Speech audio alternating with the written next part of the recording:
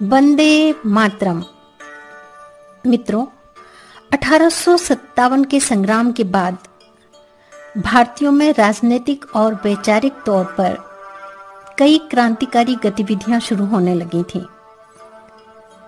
British सरकार द्वारा भारतीयों के अधिकारों का हनन और गुलामी का एहसास युवा पीढ़ी को क्रांतिकारी बनने के लिए मजबूर कर रहा था।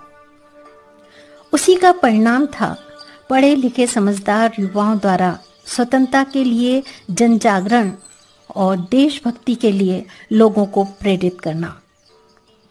देश में कई संगठनों का संचालन बंगाल, महाराष्ट्र, पंजाब और फिर पूरे देश में होने लगा।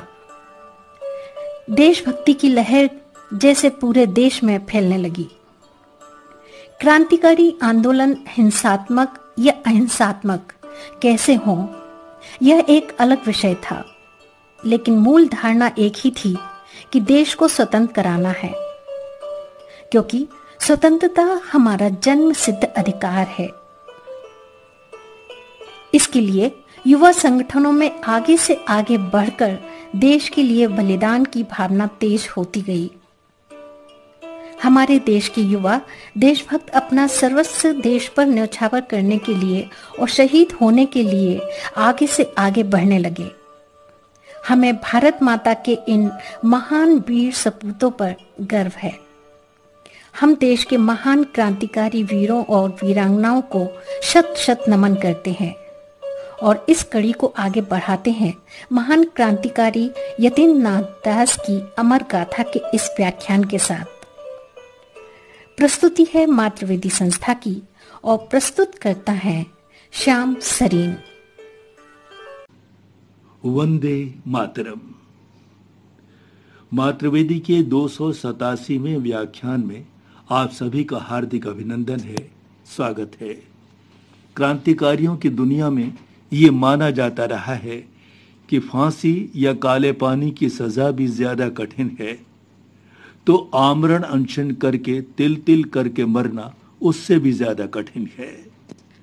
यतीन्द्रनाथ दास की शहादत इस दृष्टि से और भी वंदनीय है। स्तुत्य है कि उन्होंने लाहौर की बोरस्टल जेल में अनशन करके अपने अनशन के 63वें दिन 13 सितंबर 1929 के अपराह्न 2:05 पर अपने प्राण न्यौछावर कर भारत माता को पराधीनता की श्रृंखलाओं से मुक्त कराने में, देश को इस संघर्ष के मार्ग में आगे बढ़ाने में अतुलनीय योगदान दिया। ऐसा नहीं है कि यतीन्द्रनाथ दास अनशन करके प्राण त्यागने वाले देश के पहले क्रांतिकारी थे, बल्कि उनसे पहले भी पोर्ट ब्लेयर की सेल्यूलर जेल में काला पानी की सजा भुगतने वाले क्रांतिकारी ऐसे स्वर्णिम अध्याय की रचना कर चुके थे। क्रांतिकारियों की जो दुनिया है उसमें यह माना जाता रहा है कि यतीन्द्रनाथ दास आधुनिक दधीची थे। लाहौर षड्यंत्र द्वितीय में 14 जून 1929 को वे गिरफ्तार हुए। यतीन्द्रनाथ दास के लिए गिरफ्तारी कोई नई बात नहीं थी। असहयोग आंदोलन के दिनों में वे एक बार 4 दिनों तक, फिर दूसरी बार 1 महीने की जेल की सजा इन्होंने भुगती। तीसरी बार 1922 में 3 माह का कठोर कारावास इन्हें मिला। जेल में बुरे व्यवहार के कारण इनका स्वास्थ्य काफी गिर गया था। बंगाल ऑर्डिनेंस लाया गया, जिसे नाम दिया गया नजरबंदी। इसके तहत भी 3 वर्ष तक उन्हें अलग अलग जेलों में रखा गया था।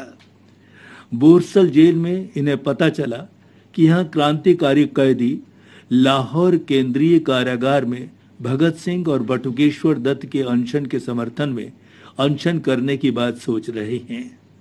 तब उन्होंने अनशन के लिए उतावले हो रहे बंदी क्रांतिकारी साथियों से कहा, आप में से संभवतः किसी को अनशन का पूर्व अनुभव नहीं है, लेकिन मुझे 23 दिन तक अनशन करने का अनुभव है।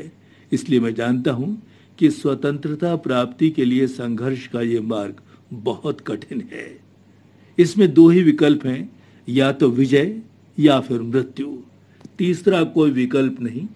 इसलिए भगत सिंह और बटुकेश्वर दत्त, जो क्रांतिकारियों को राजनीतिक कैदियों का दर्जा दिए जाने और जेल व्यवस्थाओं में पर्याप्त सुधार की दृष्टि से अनशन कर रहे हैं, निस्संदेह उनके समर्थन में अनशन किया जाना सही निर्णय है।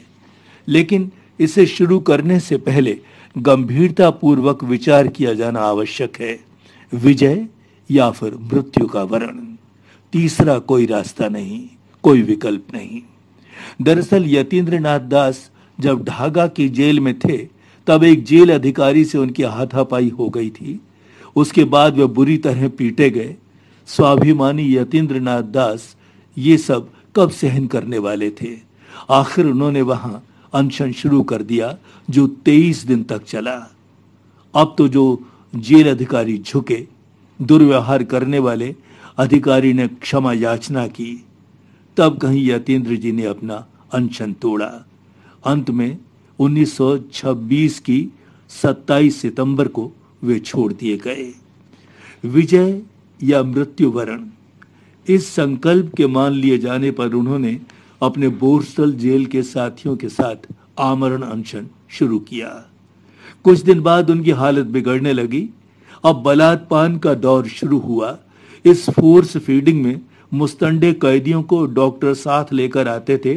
फिर वे अनशनकारी क्रांतिकारी के हाथ पांव पर चढ़कर बैठ जाते थे। तब डॉक्टर उसके सीने पर बैठकर रबर की नली उसके नाक या मुंह में डाल देता था। तब फिर कीप से उसमें जबरन दूध उड़ेल दिया जाता था।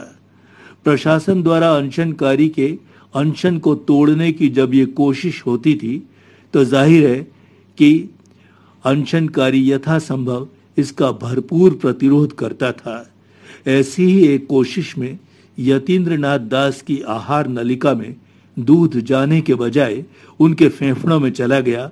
डॉक्टर और उसका दल तो ये फोर्स फीडिंग करके उनकी बैरक से चलता बना।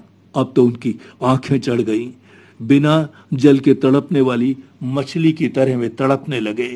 पूरे जेल में हंगामा हो गया, हड़कंप मच गया। डॉक्टर दौड़े। पता चला कि त्रुटिपूर्ण बलात्पान से यतीन्द्रनाथ दास को डबल न्यूमोनिया हो गया है। अब तो कलकत्ता से उनके छोटे भाई किरण को बुला लिया गया। अब यहां किरण ने जेल अधिकारियों के समक्ष अपनी कुछ शर्तें रखी और यतीन्द्रनाथ दास ने भी अपने भाई किरण के समक्ष कुछ शर्तें रखी। जब उन्होंने ये शर्तें मान ली कि मैं आपके जो अपना लड़ाई लड़ने का ढंग है उसमें किसी तरह का हस्तक्षेप नहीं करूंगा, तभी यतीन्द्रनाथ दास ये बात माने कि किरण उनकी कोठरी में रह सकता है। यतीन्द्रनाथ कोई भी दवाई लेने को तैयार नहीं थे। अब जेल अधिकारियों को जब कोई उपाय नहीं सूझा तब उन्होंने भगत सिंह को लाहौर के केंद्रीय कारागार से बुलवाया। डॉक्टरों ने बताया कि थोड़े से पानी में कोरामिन की 2-3 बूंदें मिलाकर पिलाना चाहते हैं। आप यतीन्द्रनाथ से आग्रह करें। भगत सिंह ने कहा तो यतीन्द्र ने सहमति व्यक्त कर दी। भगत सिंह ने उनसे कहा, अगर आप ये ले लोगे तो हमें थोड़ा सा आपका सानिध्य और मिल जाएगा और फिर हम आगे के संघर्ष के लिए कोई निर्णय कर पाएंगे, उसके लिए विचार विमर्श कर पाएंगे। फिर जेल अधिकारी बोले, हम तो सारी कोशिशें करके हार गए तो भी आपने इसे नहीं पिया, लेकिन भगत सिंह से आप तुरंत मान गए। तब यतीन्द्र बोले, आप नहीं जानते कि भगत सिंह कितना महान है। यतीन्द्रनाथ दास की हालत जब लगातार बिगड़ती चली गई तब देश में चिंता की लहर दौड़ गई। राष्ट्रीय स्तर के नेता अब लगातार कोशिश करने लगे, ब्रिटिश सरकार पर भी दबाव बनाने लगे, लेकिन सरकार थी कि टस से मस नहीं हुई। ज्यों-ज्यों यतीन्द्रनाथ दास की लगातार हालत बिगड़ती चली गई तब उन्होंने किरण को संकेत किया कि सारे साथियों को यहाँ एकत्र करो। जब सारे क्रांतिकारी साथी आ गए तब उन्होंने किरण से कहा कि बिस्कुट का अपना पैकेट दो, सबको एक एक बांट दो। साथी आश्चर्यचकित थे कि क्या यतीन्द्रनाथ अपना अनशन तोड़ रहे हैं। तब उन्होंने संकेत किया कि नहीं, ये तो हमारा अंतिम सहभोज है। कलकत्ता से सुभाष चंद्र बोस ने 500 रुपए एकत्र करके भिजवाए ताकि शहादत के बाद यतीन्द्रनाथ दास का शव लाहौर से कलकत्ता लाया जा सके। ये बात पंजाब के लोगों को अपमानजनक लगी। उन्हें लगा कि क्या हम एक शहीद के शव को कलकत्ता तक भिजवाने की व्यवस्था भी नहीं कर सकते। अंतिम सहभोज के अगले दिन 1929 की 13 सितंबर को अपराह्नकालीन बेला में उन्हें लगा कि बस अब अंत आ गया है। उन्होंने कहा कि गाना। विजय कुमार सिन्हा ने तब गुरुदेव रविंद्रनाथ ठाकुर का गीत गाया, एकला चलो रे। फिर उन्होंने 2-3 देशभक्तिपूर्ण गीत काजी नजरुल इस्लाम के गाए और अंत में गाया वंदे मातरम। तब उन्होंने किरण को संकेत किया। किरण ने उनका सिर अपनी गोद में ले लिया। अब यतीन्द्रनाथ दास ने अपने जीवन की अंतिम सांस ली। उनकी जीवन ज्योति भारत माता की ज्योति में विलीन हो गई। लाहौर से कलकत्ता तक की रेल यात्रा में हजारों लोगों ने, देश के बड़े बड़े नेताओं ने उनके शव पर अपने श्रद्धा सुमन अर्पित किए। कलकत्ता में लाखों लोग उनकी अंतिम यात्रा में सम्मिलित हुए। माताएं बहनें उनकी राख की एक एक चुटकी झपट कर ले गईं ताकि उसका तावीज बनाकर अपने बेटों के गले में डाल सके। उनकी शहादत के बाद गांधी जी ने कहा था कि यतीन्द्रनाथ दास अहिंसावादी थे, इसलिए उनमें इतनी शक्ति आई कि अनशन द्वारा वे सबसे उच्च त्याग करने में सफल हुए, जबकि वास्तविकता इसके विपरीत थी। यतीन्द्रनाथ दास उसी अर्थ में उसी तरह क्रांतिकारी थे जैसे कि भगत सिंह और चंद्रशेखर आजाद। यतीन्द्रनाथ दास बॉम्ब बनाने के विशेषज्ञ थे। उन्होंने देवघर में इसका प्रशिक्षण लिया था और फिर दल के लिए उन्होंने कई बम तैयार किए थे। अमर शहीद यतीन्द्रनाथ दास को उनके बलिदान पर शत शत नमन। इन्हें हमारी सच्ची श्रद्धांजलि यही होगी कि हमारा राष्ट्र हमारी दृष्टि में सर्वोपरि हो और हम इसके प्रति अत्यधिक संवेदनशील हों। आज के इस व्याख्यान के लिए हमारा संदर्भ ग्रंथ था नई दिल्ली स्थित प्रभात प्रकाशन द्वारा प्रकाशित और श्री कृष्ण सरल द्वारा लिखित क्रांतिकारी कोश खंड 3। हम इनके प्रति आभार व्यक्त करते हैं। जय हिंद। दोस्तों, देश पर हंसते हंसते न्यौछावर होने वाले क्रांतिकारी वीरों और वीरांगनाओं पर आधारित वीडियो की प्रस्तुति मातृवेदी संस्था द्वारा की जा रही थी।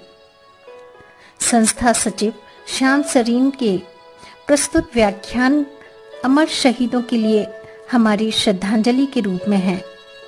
हमारी कोशिश है अधिक से अधिक लोगों को इन देशभक्तों के जीवन से प्रेरणा मिल सके। आपको ये कार्यक्रम कैसा लगा? आप अपने सुझाव हमें अवश्य भेजें। धन्यवाद। जय हिंद।